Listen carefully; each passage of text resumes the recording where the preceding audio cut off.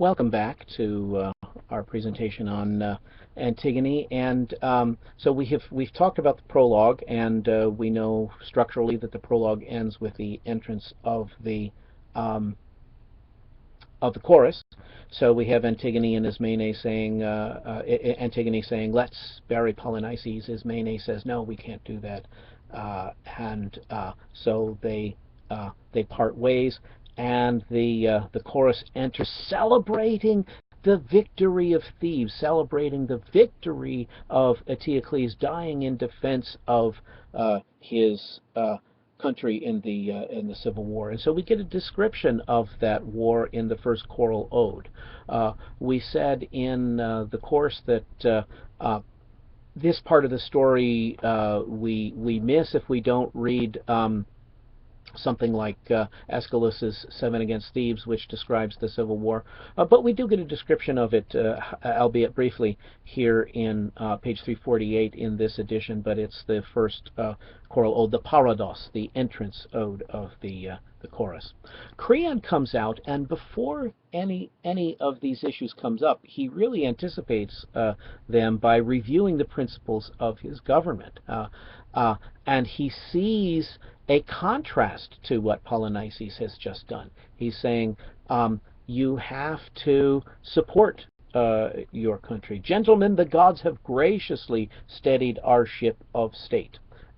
But let's look at the second section, however. He says, this is the first episode, the opening speech of Creon, the hrasis, the lengthy political forum kind of speech rather than the stichomathia, the back and forth kind of speech. He says, now naturally, there is no way to tell the character and mettle of a man until you see him govern. So I don't want to be the kind of wishy-washy, the tongue-tied ruler who through fear backs away from sound advice. Okay, now this is part of his character that is going to be part of the problem, right? He realizes that to establish his rule, he can't appear to be playing favorites or being wishy-washy in any other way. He states the principle, he expresses the principle that you can't befriend an enemy of a state. Okay, where does he say that? Eteocles, who died in arms for Thebes, shall have a glorious funeral, but his brother Polynices, he who came from exile breathing fire, I sent the edict out that none shall bury him or ever mourn. Okay, but that's just establishing the this is the line I was looking for. And I find intolerable the man who puts his country second to his friends. Okay, so again, this is about the nature of love. The sentry comes in.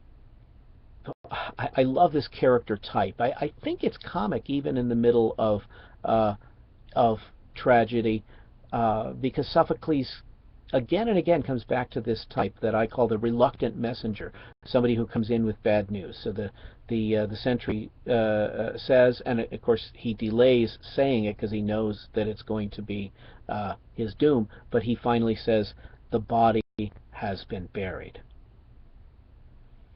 He describes the burial, and the choral leader, Creon doesn't really freak out until the leader of the chorus, the choragos, says, gee, that's a mystery. Who could have done that? There doesn't seem to be any indication of human agency there. I wonder if the gods did that, right? The choragos is aware of this tension between the gods, that in fact the gods of the dead would be unhappy with pleasing the gods of Thebes by refusing the burial.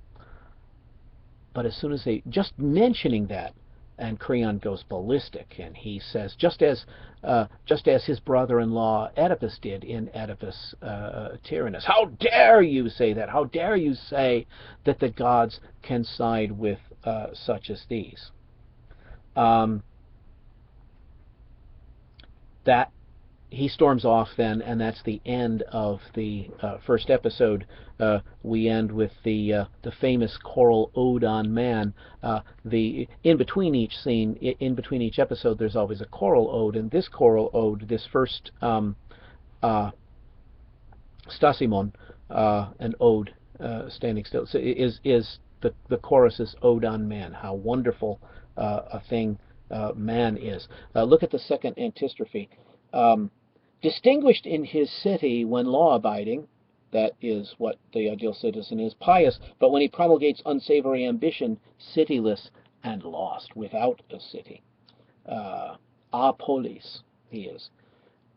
So with that choral ode, I think we have time. I can squeeze in a second episode here. The second episode begins and the sentry brings in Antigone. She has been caught in the act of burial. Now, the sequence is very significant because this is very often missed and very often, in fact, misreported by students and even professional critics. What exactly happens in what sequence? In fact, Sophocles pulls a switch here. He really does a kind of an illusion of causality, very much the way that cinema does, the way that you can edit a scene to make it look like something happened.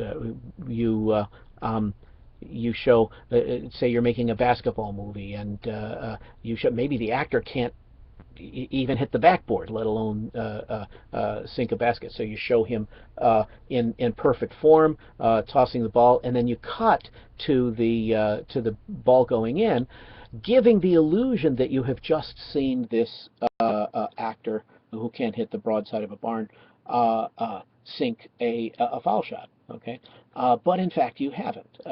You've seen two discrete actions. Sophocles does exactly the same thing. We end the prologue with Antigone saying, "I'm going to go off and bury Polynices." You cut to a scene where the sentry comes in and says Polynices has been buried. We assume that Antigone did the deed. But nowhere in the play is that affirmed. And in fact, she's caught afterwards. So in fact, if this is Antigone burying the body now, who buried that first body? I'll leave you with that thought, and we'll go on to another episode. Don't you love these teases?